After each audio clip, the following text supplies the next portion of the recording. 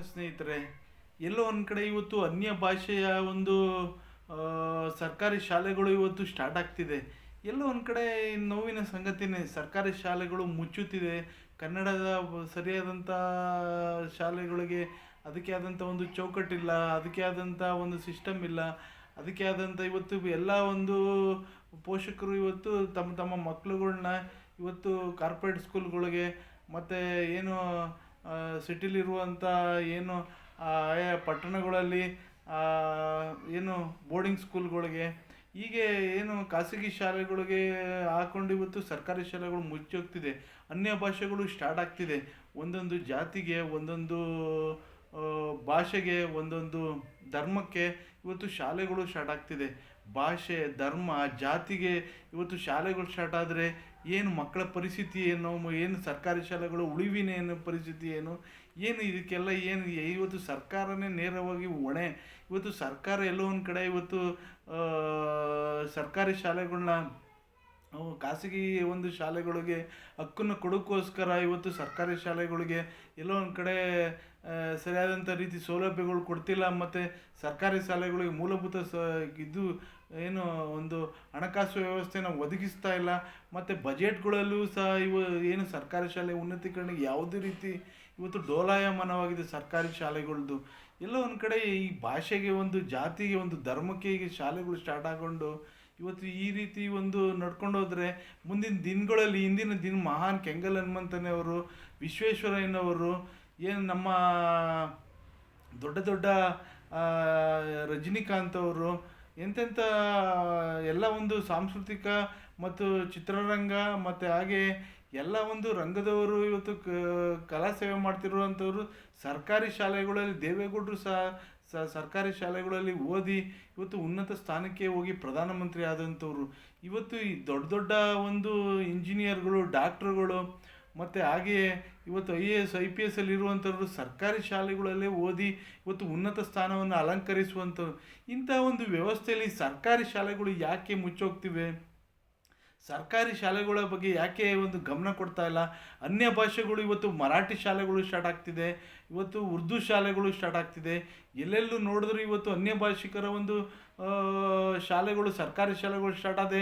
ಕನ್ನಡಿಗರ ಒಂದು ಕನ್ನಡಿಗ ಒಂದು ಅಸ್ತಿತ್ವ ಇರುವಂಥ ಕರ್ನಾಟಕದಲ್ಲಿ ಕನ್ನಡ ಕನ್ನಡ ಕನ್ನಡ ಅಂದ್ಕೊಂಡು ಇವತ್ತಿರುವಂಥ ಒಂದು ಕರ್ನಾಟಕದಲ್ಲಿ ಇವತ್ತು ಕನ್ನಡ ಯಾಕೆ ಉಳಿತಾ ಇಲ್ಲ? ಇವತ್ತು ಸರ್ಕಾರಿ ಶಾಲೆಯಲ್ಲಿ ಯಾಕೆ ಕನ್ನಡ ಇದಾಗ್ತಿದೆ, ನಶಿಸಿ ಹೋಗ್ತಿದೆ?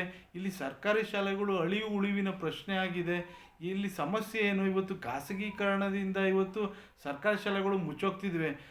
ಅಲ್ಲಿ ಉತ್ತಮವಾದಂಥ ಶಿಕ್ಷಣಗಳು ಮತ್ತು ಏನು ನುರಿತವಾದಂಥ ಪ್ರಾಧ್ಯಾಪಕರುಗಳು ಏನು ಖಾಸಗೀಕರಣದಲ್ಲಿ ದುಡ್ಡು ಕೊಟ್ಟು ಅಲ್ಲಿನ ಸಂಸ್ಥೆಯವರು ಏನು ಎಲ್ಲ ಒಂದು ಮಕ್ಕಳುಗಳಲ್ಲಿ ಫೀಸ್ಗಳಲ್ಲೂ ಸಹ ಅತಿ ಹೆಚ್ಚು ಲಕ್ಷಾಂತರ ರೂಪಾಯಿ ಡೊನೇಷನ್ಗಳನ್ನ ತಗೊಂಡು ಇವತ್ತು ಶಿಕ್ಷಕರಿಗೆ ಕೊಡೋ ಸಂಬಳವನ್ನು ಜಾಸ್ತಿ ಕೊಡ್ತಾ ಇದ್ದಾರೆ. ಅದೇನೇ ಸರ್ಕಾರಿ ಶಾಲೆಯಲ್ಲೇ ಉತ್ತಮವಾದಂಥ ಸರ್ಕಾರ ಏನು ಏನು ಪ್ರಾಧ್ಯಾಪಕರುಗಳನ್ನ ನೇಮಕ ಮಾಡಿ ಅವ್ರಿಗೆ ಭತ್ಯೆಗಳನ್ನ ಜಾಸ್ತಿ ಮಾಡಿ, ಸಂಬಳಗಳನ್ನ ಜಾಸ್ತಿ ಮಾಡಿ, ಮತ್ತು ಹಾಗೆಯೇ ಇವತ್ತೇನು ಫ್ರೀ ಅಂತ ಏನು ಕೊಟ್ಕೊಂಡು ಇವತ್ತು ಹೊರಟಿದ್ದಾರೆ. ಇವತ್ತು ಮೊಟ್ಟೆ ಫ್ರೀ, ಸಮವಸ್ತ್ರ ಫ್ರೀ, ಮತ್ತು ಹಾಗೆಯೇ ಏನು ಬುಕ್ಗಳು ಫ್ರೀ, ಏನು ಬರೀ ಫ್ರೀಗಳು ಕೊಟ್ಟರೆ ಇದು ಸರ್ಕಾರಿ ಶಾಲೆಗಳು ಉಳಿವಾಗಲ್ಲ. ಸರ್ಕಾರಿ ಶಾಲೆಗಳಿಗೆ ಮೂಲಭೂತ ಸೌಕರ್ಯಗಳನ್ನ ಒದಗಿಸಿಕೊಡ್ಬೇಕು. ಸರ್ಕಾರಿ ಶಾಲೆಗಳಿಗೆ ಏನು ಬೇಕು, ಮಕ್ಕಳುಗಳಿಗೆ ಉತ್ತಮವಾದಂಥ ಶಿಕ್ಷಣ ಪಡೆಯಲು ಏನು ಬೇಕು, ಪ್ರಾಧ್ಯಾಪಕರುಗಳು ಮತ್ತು ಉನ್ನತೀಕರಣ ಮತ್ತು ಫಂಡ್ಸ್ಗಳು, ಮತ್ತು ಹಾಗೆಯೇ ಏನು ಇಂಗ್ಲೀಷ್ ಅಂತೇಳಿ ಮೊರೆ ಹೋಗ್ತಿದ್ದಾರೆ. ಅದನ್ನು ಸಹ ಈ ಇಂಗ್ಲೀಷ್ ಮೀಡಿಯಮ್ ಮಾಡಿ ಮತ್ತು ಕನ್ನಡನೂ ಮೇಲೆತ್ತುವಂಥ ಸಾಂಸ್ಕೃತಿಕ ಕಾರ್ಯಕ್ರಮಗಳು ಮಾಡಿ ಎಲ್ಲ ಒಂದು ಇವತ್ತು ತೃತೀಯ ಭಾಷೆಯಾಗಿ ಹಿಂದಿನೂ ಇದೆ. ಇವತ್ತು ಸೋಷಿಯಲ್ಲು, ಏನು ವಿಜ್ಞಾನ ಮತ್ತು ಏನು ಗಣಿತ ಎಲ್ಲ ಒಂದು ಇವತ್ತು ಏನು ಇವತ್ತಿನ ಒಂದು ಸಂದರ್ಭದಲ್ಲಿ ಎಲ್ಲ ಭಾಷೆಗಳು ಇವತ್ತು ಮುಖ್ಯ ಆಗಿದೆ. ಬಟ್ ಕಲೀಲಿಕ್ಕೆ ಆದರೂ ಕನ್ನಡ ಮೇಲು. ಇವತ್ತು ಸರ್ಕಾರಿ ಶಾಲೆ ಉಳಿಬೇಕು ಅಂತ ಹೇಳಿದ್ರೆ ಮೊದಲನೇದಾಗಿ ಕನ್ನಡವನ್ನು ಮೇಲೆತ್ತಬೇಕು. ಅದಕ್ಕೆ ಸರ್ಕಾರ ಬದ್ಧ ಆಗಬೇಕು. ಬೇಕಾಗಿರುವಂಥ ವ್ಯವಸ್ಥೆಯನ್ನು ಕಲ್ಪಿಸ್ಕೊಟ್ಟು ಸರ್ಕಾರದ ಏನು ಆ ಕಟ್ಟಡಗಳನ್ನ ಉನ್ನತೀಕರಣ ಮಾಡಿ ಮಕ್ಕಳಿಗೆ ನೀರು, ಸಮವಸ್ತ್ರಗಳು ಮತ್ತು ಬುಕ್ಗಳು ಮತ್ತು ಏನು ಅವ್ರಿಗೆ ಬೇಕಾಗಿರುವಂಥ ಈ ವಿದ್ಯಾಭ್ಯಾಸಕ್ಕೆ ಬೇಕಾಗಿರುವಂಥ ನುರಿತ ಪ್ರಾಧ್ಯಾಪಕರುಗಳು ಮತ್ತು ಏನು ನೀರು ಮಳೆಗಾಲದಲ್ಲಿ ನೀರು ಬಂದು ಹಂಚನ್ನು ಸೋರ್ತವೆ ಅದನ್ನೆಲ್ಲ ಸರಿಯಾಗಿ ಮಾಡಿ ಮಕ್ಕಳಿಗೆ ಏನು ಶೌಚಾಲಯದ ವ್ಯವಸ್ಥೆ ಕೊಡೋದಾಗಲಿ. ಇವತ್ತು ಹೆಣ್ಮಕ್ಳುಗಳು ಇರ್ತಾರೆ, ಗಂಡು ಮಕ್ಕಳುಗಳು ಇರ್ತಾರೆ. ಆದ್ದರಿಂದ ಮಕ್ಕಳಿಗೆ ಬೇಕಾಗಿರುವಂಥ ಏನು ಖಾಸಗೀಕರಣದಲ್ಲಿ ಏನು ಇದೆ ಆ ಒಂದು ವ್ಯವಸ್ಥೆ ಇವತ್ತು ಸರ್ಕಾರಿ ಶಾಲೆಯಲ್ಲಿ ಬಂದರೆ ಇವತ್ತು ಎಲ್ಲವೂ ಬದಲಾವಣೆ ಆಗುತ್ತೆ. ಅದಕ್ಕೆ ಸರ್ಕಾರ ನೇರವಾಗಿ ಹೊಣೆ, ಮತ್ತು ಸರ್ಕಾರ ಇದಕ್ಕೆ ಗಮನ ಕೊಡಬೇಕು, ಇದಕ್ಕೆ ವಿಶೇಷವಾದಂಥ ಅನುದಾನವನ್ನು ಕೊಡಬೇಕು.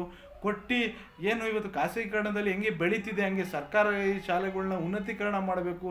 ಎಂತೆಂಥ ಮಾನೀಯರು ಬೆಳೆದು ವಿದ್ಯಾಭ್ಯಾಸ ಮಾಡಿ ಇವತ್ತು ಉನ್ನತ ಸ್ಥಾನಕ್ಕೆ ಹೋಗಿರುವಂಥ ಸರ್ಕಾರಿ ಶಾಲೆ ಮುಚ್ಚೋಗ್ತಿದೆ ಅಂದರೆ ಏನು ಹೊಣ? ಧರ್ಮ, ಜಾತಿ, ಭಾಷೆಯಿಂದ ಇವತ್ತು ಸರ್ಕಾರಿ ಶಾಲೆಗಳು ಮುಚ್ಚೋಗ್ತಿದೆ. ಆಯಾಯ ಒಂದೊಂದು ಧರ್ಮಕ್ಕೆ ಒಂದೊಂದು ಸರ್ಕಾರಿ ಶಾಲೆ, ಆಯಾಯ ಒಂದೊಂದು ಭಾಷೆಗೆ ಒಂದು ಸರ್ಕಾರಿ ಶಾಲೆ, ಆಯಾಯ ಧರ್ಮಕ್ಕೆ ಒಂದೊಂದು ಶಾಲೆ. ಜಾತಿ, ಧರ್ಮ, ಭಾಷೆ ಯಾಕೆ ನಾನು ಇದು ಒತ್ತಿ ಹೇಳ್ತಿದ್ದೀನಿ ಅಂದರೆ ಇವತ್ತು ಸಮಾಜ ಬೇರ್ಪಡ್ತಿರೋದು ಈ ಒಂದು ಕಡೆ ಜಾತಿಯಿಂದ, ಒಂದು ಕಡೆ ಧರ್ಮದಿಂದ, ಒಂದು ಕಡೆ ಭಾಷೆಯಿಂದ. ಇದರಿಂದ ಇವತ್ತು ಸರ್ಕಾರಿ ಶಾಲೆಗಳು ಮುಚ್ಚೋಗ್ತಿದೆ. ನೇರವಾಗಿ ನಾನು ಇವತ್ತು ಹೊಣೆ ಮಾಡ್ತೀನಿ ಇವತ್ತು ಸರ್ಕಾರನೋ ಮತ್ತು ಈ ಒಂದು ಧರ್ಮನ ಮತ್ತು ಜಾತಿನ ಮತ್ತು ಹಾಗೆ ಭಾಷೆನ ಇದೆಲ್ಲ ಸರಿ ಹೋಗಬೇಕು ಅಂದರೆ ಓವರಾಲ್ ಸರ್ಕಾರ ಗಮನ ಕೊಟ್ಟು ಕೂಡಲೇ ಪ್ರಾಧ್ಯಾಪಕರುಗಳನ್ನ ಮತ್ತು ಏನು 224 ಏನು ತಾಲೂಕುಗಳು ಏನು ಹಳ್ಳಿಗಳು ಇದೆ ಆ ಹಳ್ಳಿಗಳಿಗೆ ಬೇಕಾಗಿರುವಂಥ ಕಟ್ಟಡಗಳ ವ್ಯವಸ್ಥೆ ಮಾಡಿ, ಖಾಸಗೀಕರಣ ಹೇಳಿದೆ ಅದು ಉನ್ನತೀಕರಣನ ಏನು ಪ್ರೈವೇಟೈಸೇಷನಲ್ಲಿ ಏನು ಮಾಡ್ತಾರೆ ಅದನ್ನು ಗೌರ್ಮೆಂಟೈಸೇಷನಲ್ಲಿ ಮಾಡಿದ್ರೆ ಎಲ್ಲವೂ ಸರಿ ಹೋಗುತ್ತೆ. ಈ ವಿಡಿಯೋ ನೋಡ್ತಿರೋರು ನಿಮ್ಮ ಒಂದು ಪ್ರತಿಯೊಬ್ಬ ನಾಗರಿಕರಿಗೂ ತಿಳುವಳಿಕೆ ಮೂಡಿಸಿ, ಮತ್ತು ನಿಮ್ಮ ಅಭಿಪ್ರಾಯನ ತಿಳಿಸಿ, ಕಾಮೆಂಟ್ಸ್ ಮುಖಾಂತರ ತಿಳಿಸಿ, ಮತ್ತು ಶೇರ್ ಮಾಡಿ. ಎಲ್ರಿಗೂ ಒಳ್ಳೆಯದಾಗಲಿ. ಜೈ ಹಿಂದ್, ಜೈ ಕರ್ನಾಟಕ. ಮತ್ತು ಒಂದೇ ಮಾತರು.